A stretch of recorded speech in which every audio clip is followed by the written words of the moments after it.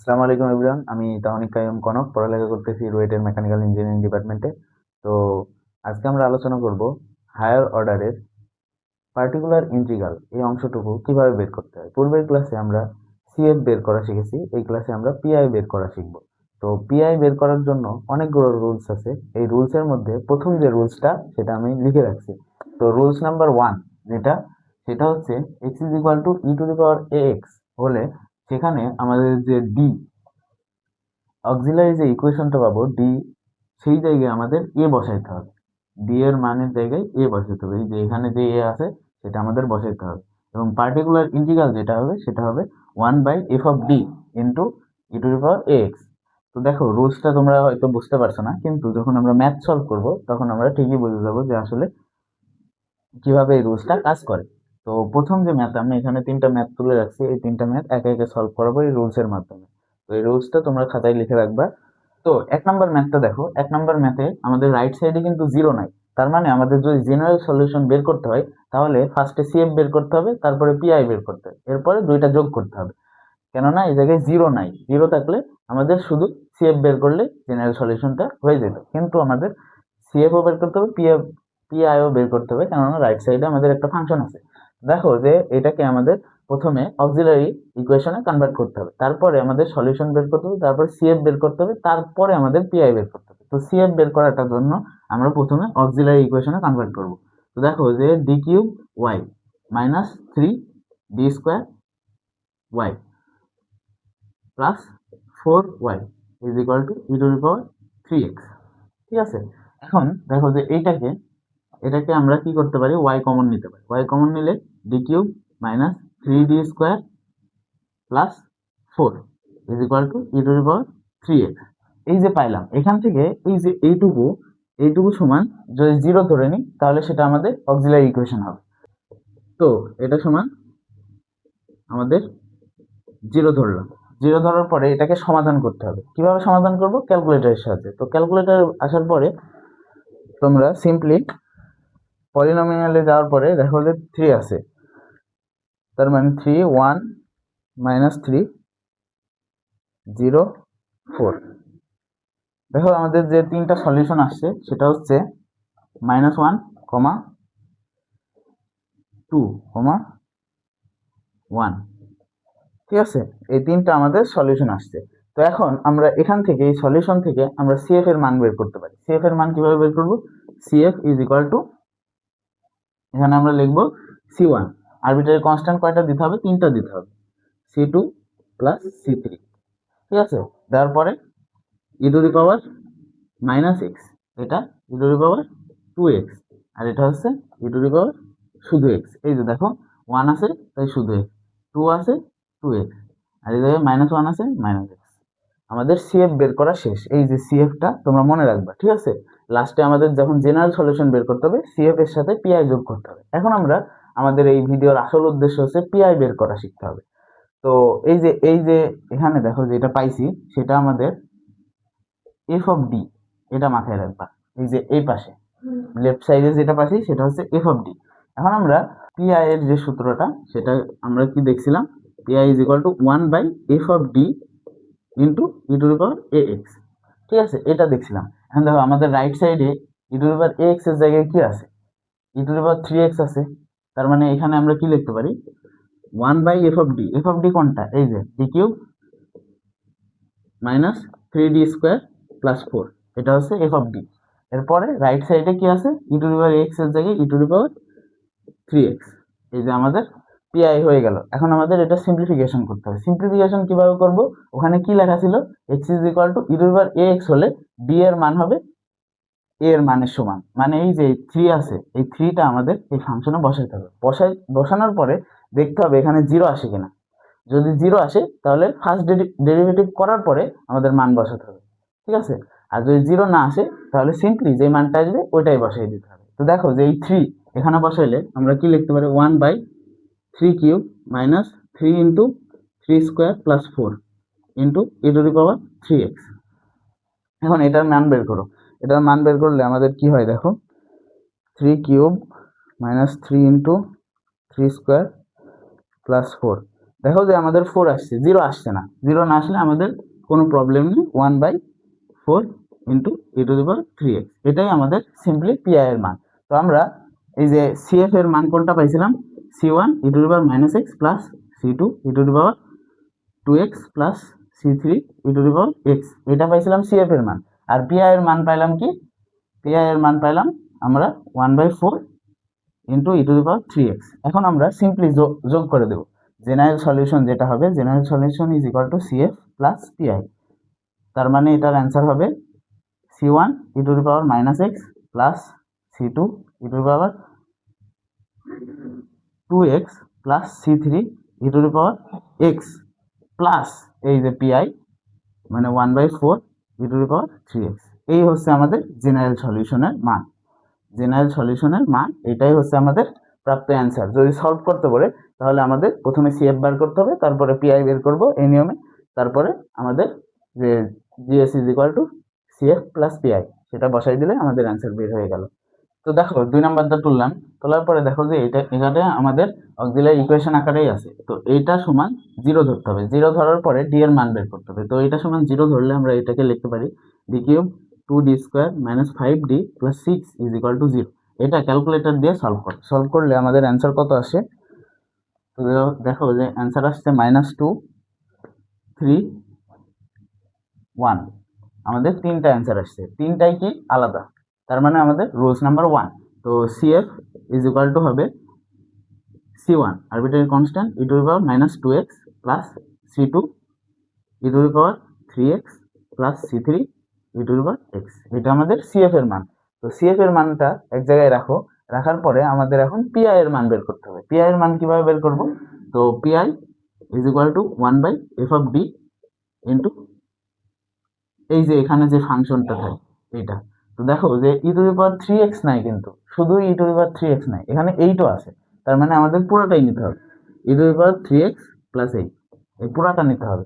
এখন পুরাটা নেওয়ার পরে দেখো 1/f(d), f(d) কোনটা, এই যে এটা, সিম্পলি এইটুকু f(d). তো এটার মানটা বসাই দিবা যে d³ - 2d² - 5d + 6 বসালাম। এখন লেখার পরে দেখো যে এখানে e⁻3x প্লাস 8 আছে, ঠিক আছে। এখন দেখো এখান থেকে আমরা এদিকে এসে ক্যালকুলেশন করি, ওখানে জায়গা কম। তো দেখো যে এইটা +8 কিন্তু পাশে আছে, +8 পাশে আছে। তো এখন দেখো দুইটাকে কেউ গুণ করা যায় না, কারণ মাঝখানে প্লাস আছে, দুইটাকে গুণ করে দিই। তাহলে আমরা লিখতে পারি 1/d³ - 2d² - 5d + 6 into e⁻3x plus দিয়ে আবার দেখো এটা d³ - 2d² - 5d + 6 ইন্টু 8। আমরা কি করলাম, যেহেতু মাঝখানে প্লাস আছে তাই দুইটাকেই গুণ করে দিলাম এটা দিয়ে।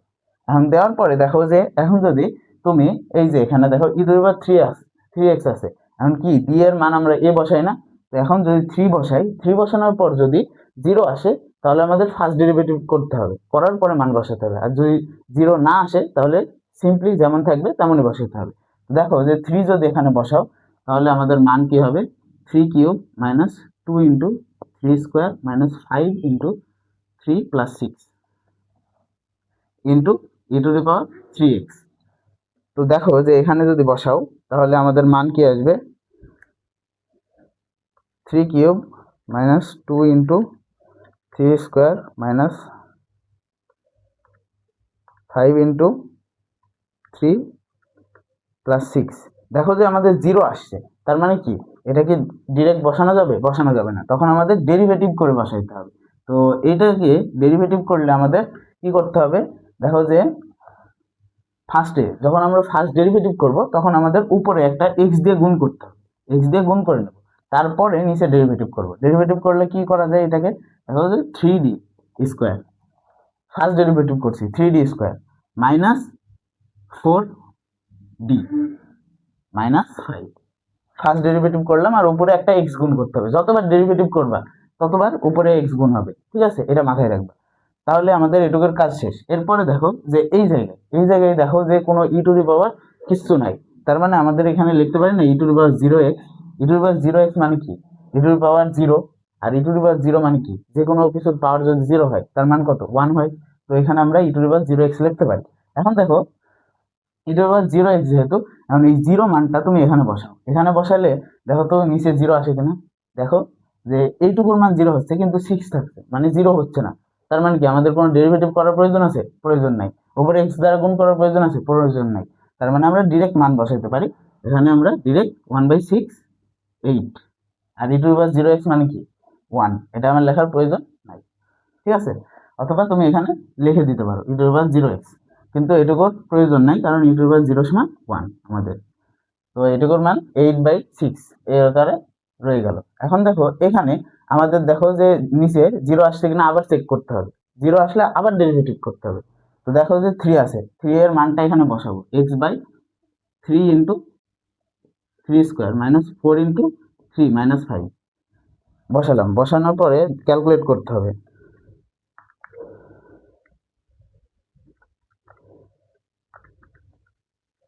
দেখো যে এবার কিন্তু আমাদের আর জিরো আসছে না, এবার আমাদের অ্যান্সার আসছে 10।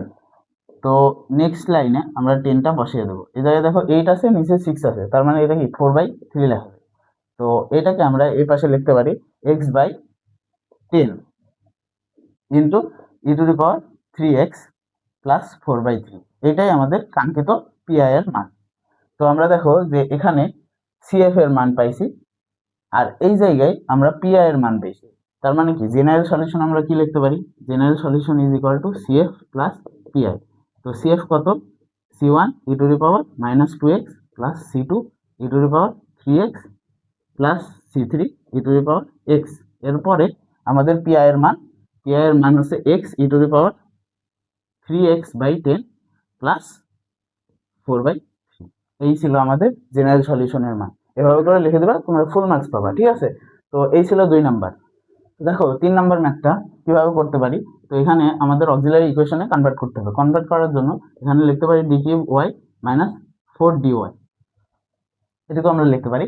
আর এই পাশে দেখো cos h square hyperbolic function চলে আসছে। তো হাইপারবোলিক ফাংশনের ক্ষেত্রে আমরা জানি কি cos hx এরকম থাকলে আমরা লিখতে পারি e to the power x plus e to the power minus x/2, এটা লিখতে পারি। কিন্তু এখানে দেখো যে cos 2x আছে, তার মানে আমরা cos h2x এটাকে আমরা লিখতে পারি e to the power 2x plus e to the power minus 2x/2, এটা লিখতে পারি। এখন দেখো যে এখানে স্কোয়ার আছে, তার মানে এইটুকু লিখে তার উপর স্কোয়ার দিয়ে দেবো, তাহলে হয়ে গেল। তাহলে আমরা এখানে লিখতে পারি 2 into e to the power 2x plus e to the power minus 2x/2 whole square. এবার আমাদের সিম্পলিফিকেশন করতে হবে, ডিরেক্ট সিম্পলিফিকেশন করে সিএফ আর পিআই বের করতে হবে। তো এইখানে দেখো যে এখানে আমরা অক্সিলারি ইকুয়েশনে y কমন নিলে d³ মাইনাস 4d এটা লিখতে পারি। আর এই পাশে দেখো যে স্কোয়ার আছে, তার মানে এখানে 4 হবে, তার মানে 1/2। আর এইটুকুর স্কোয়ার করলে আমরা লিখতে পারি a square a plus b whole স্কোয়ারের সূত্রে লিখতে পারি a square plus 2ab plus b square. তো e to the power 4x plus 2 into e to the power 2x into e to the power minus 2x plus e to the power minus 4x, এটা আমরা a plus b whole স্কোয়ারের সূত্রে ভাঙলাম। ভাঙার পরে এখানে দেখো যে এখানে আমরা পাই y into d³ minus 4d, এখানে কিন্তু অক্সিলারি ইকুয়েশন আকারে চলে আসছে। জাস্ট এটুকু সমান 0 ধরে সিএফ বের করে ফেলবো, কিন্তু আমাদের পিআইও বের করতে হবে, কেননা এটা সলভ করতে বলছে। সলভ করার জন্য আমাদের জেনারেল সলিউশন বের করা হয়। তো জেনারেল সলিউশনের জন্য পিআই অবশ্যই লাগবে, এই জন্য আমরা এটুকু ক্যালকুলেশন করছি। দেখো যে এই জায়গায় দেখো e to the power 2x e to the power minus 2x যদি কাটাকাটি করি, তার মানে ই টু দি পাওয়ার 0 আসছে, ই টু দি পাওয়ার 0 মানে কি 1, তার মানে আমাদের এখানে আসবে শুধু 2, ঠিক আছে। তার মানে এটা 1/2 e to the power 4x plus 2 plus e to the power minus 4x। আমাদের কাজ শেষ। এখন কি এই হাফ আছে, এটা দিয়ে গুণ করে দেবো। গুণ করলে আমাদের এখানে লিখতে পারি y into d³ minus 4d is equal to e to the power 4x/2 plus 1 plus e to the power minus 4x/2। এই যে আমাদের কাজ শেষ। আমাদের রাইট হ্যান্ড সাইডও আছে, লেফট হ্যান্ড সাইডও আছে। এখন দেখো যে এইটুকু সমান 0 ধরলে আমাদের অক্সিলারি ইকুয়েশন, তো d³ minus 4d is equal two 0, এটা ধরার পরে d এর মান বের করতে হবে। d এর মান বের করো। d এর মান আমাদের আসছে 2 মাইনাস 2 0, 2 মাইনাস 2 0। এখন দেখো যে এটা আসার পরে এখন আমরা যদি সিএফ বের করি, সিএফ সমান কি c1 E to the power 2x plus c2 E to the power minus 2x, আর এরপরে তো 0 আছে, তার মানে c3 e two the power 0x 0x সমান কত 1। এটা কি আমার লেখার দরকার আছে? কোনো প্রয়োজন নেই। আমাদের CF বের করা শেষ। এখন আমাদের কি বের করতে হবে? PI বের করার জন্য আমাদের কি জানি? সূত্র জানি 1/f(d) ইন্টু এই যে ডান সাইডে ইকুয়েশনের ডান সাইডে যেটা থাকবে সেটা পুরাটা, তার মানে e two the power 4x/2 plus 1 plus e two the power minus 4x/2। ঠিক আছে, এখন আমাদের ক্যালকুলেশন করতে হবে। f(d) মানে কি? এই যে এটুকু না, f(d) এটা হচ্ছে d³ মাইনাস 4d, তার মানে 1/d³ মাইনাস 4d। f(d) এর মান বসাই গেল। এরপরে আমাদের গুণ অবস্থায় আছে e two the power 4x/2 plus 1 plus e two the power minus 4x/2। এখন আমরা গুণ করে দেব, যেহেতু মাঝখানে প্লাস আছে তার মানে আমরা গুণ করে দিতে পারি আলাদা আলাদা করে। দেখো সিম্পলি আমরা এখান থেকে এখানে গুণ করে দেব, তার মানে 1/d³ minus 4d into e two the power 4x/2 plus 1/d³ minus 4d into 1 আছে, 1 এর পাশে আমরা কি লিখতে পারি? e two the power 0x লিখতে পারি, কেননা আমাদের ক্যালকুলেশনে সহজ হবে। তো এরপরে 1/d³ minus 4d into e two the power minus 4x/2। এখন আমরা ক্যালকুলেশন করব কিভাবে? এই যে এখানে 4 আছে, 4 এর মান এখানে d এর কাছে বসাই দিতে হবে। বসাই দিলে 1/4³ minus 4 into 4 into e two the power 4x/2। এখন দেখো 4³ মানে 64, আর এই 4 16, তার মানে কি 0 হচ্ছে? 0 হচ্ছে না, তার মানে আমাদের এখানে কোনো সমস্যা নেই, ডিরেক্ট মান বসাই দিতে পারি। যদি শূন্য হতো তাহলে আমাদের কি ফার্স্ট ডেরিভেটিভ করতে হতো আর উপরে একটা x গুণ করা লাগতো, কিন্তু কোনো কিছুর প্রয়োজন নেই কেননা 0 হয়নি। তো এটা গেল। পরেরটা আমরা এখানে 0 যদি বসাই তাহলে এখানেও 0 এখানেও 0, আমাদের কি হরে কি শূন্য চলে আসছে, কিন্তু হরে শূন্য আসা যাবে না, এর জন্য আমাদের কি করতে হবে? ডিফারেন্সিয়েশন করতে হবে। তো একবার ডিফারেন্সিয়েশন করলে উপরে একবার x গুণ হবে আর নিচে ডিফারেন্সিয়েশন করলে 3d² মাইনাস 4। আমাদের ডিফারেন্সিয়েশন করার পরে এমন আসবে।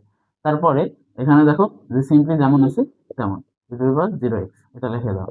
এখন দেখো যে এই জায়গায় যদি -4 বসাও তাহলে -4 এর উপর কিউব, তার মানে কত? -64, আর এই জায়গায় মাইনাস মাইনাসে প্লাস, তার মানে কি শূন্য আসছে? শূন্য আসছে, তাহলে আমাদের এখানে ডিফারেন্সিয়েশন করার কোনো প্রয়োজন নেই। -64 plus 16 into e two the power minus 4x/2।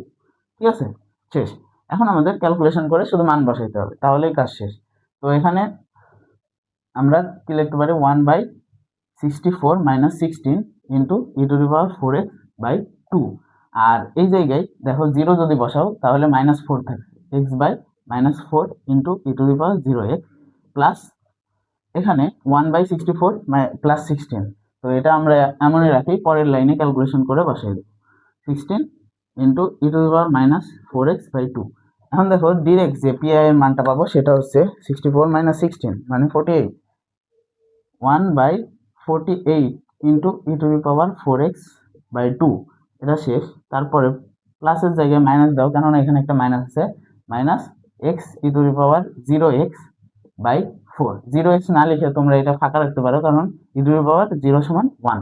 তারপরে প্লাস এই জায়গায় -64 প্লাস 16 মানে -48 into e two the power minus 4x/2। এইটা আমাদের পিআই এর মান। এখন দেখো যে আমরা সিএফ পাইছি, তারপরে এই পিআইটা পাইছি। এখন যদি জেনারেল সলিউশন লিখি তাহলে আমাদের মানটা দাঁড়াবে GS is equal two CF plus PI. তার মানে মানটা দাঁড়াবে কত? এখানে দেখো c1 e two the power 2x plus c2 e two the power minus 2x plus c3 plus এই যে 48 ইন্টু 2 মানে 98, 1/98 into e two the power 4x minus x/4 minus 1/98 e two the power minus 4x। এইটাই হচ্ছে আমাদের এই পুরা answer, মানে general solution. ঠিক আছে, তো এই ছিল আমাদের ফার্স্ট কেস রুলস নাম্বার 1 এর পিআই বের করার নিয়ম, এবং সে পিআই ক্যালকুলেট করে তারপরে আমাদের জেনারেল সলিউশন বের করার নিয়ম। নেক্সটে আমরা রুলস নাম্বার 2 তে যাব।